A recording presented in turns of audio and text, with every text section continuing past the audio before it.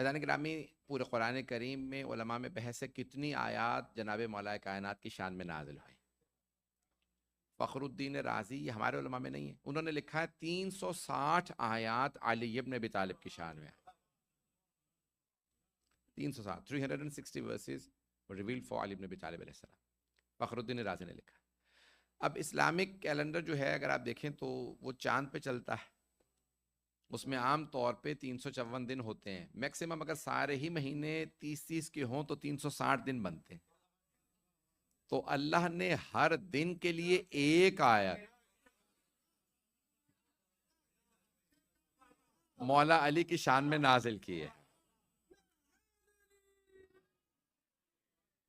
حافظ رجب برسی، یہ بھی ہمارے عالم نہیں ہیں، صوفیاء میں سے ہیں، بزرگ علماء میں سے ہیں، ان کی پوری ایک کتاب ہے 500 آیت نزلت فی علی، 500 وہ آیات جو علی کی شان میں نازل ہیں۔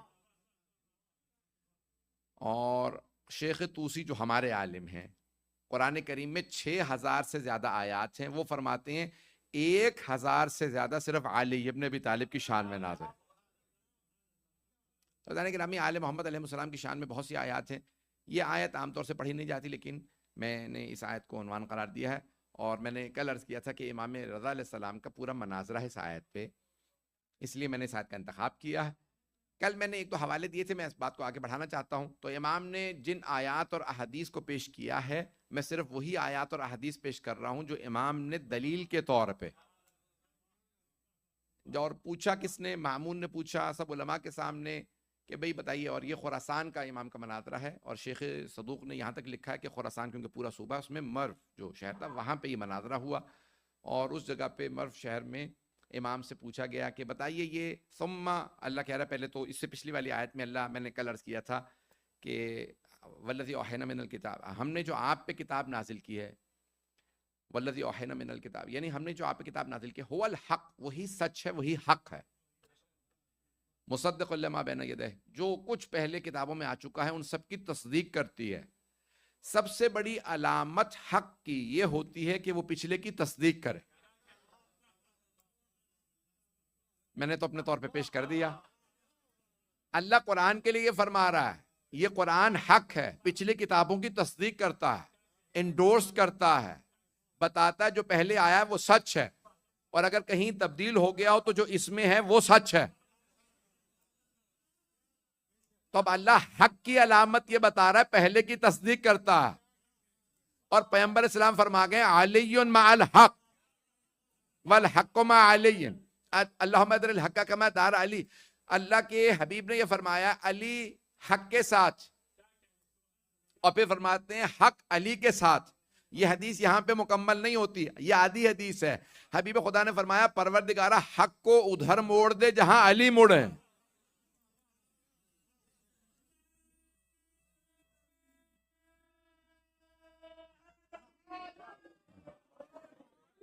مجمع کی توجہ ہے میرے ساتھ؟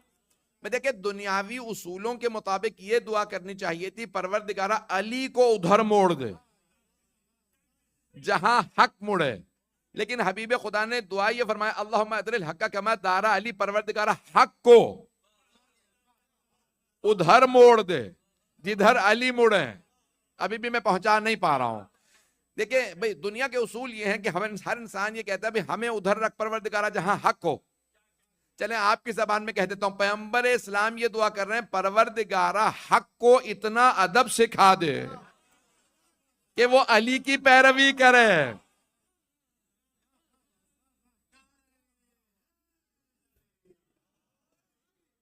توجہ فرما رہے ہیں جانے گرام؟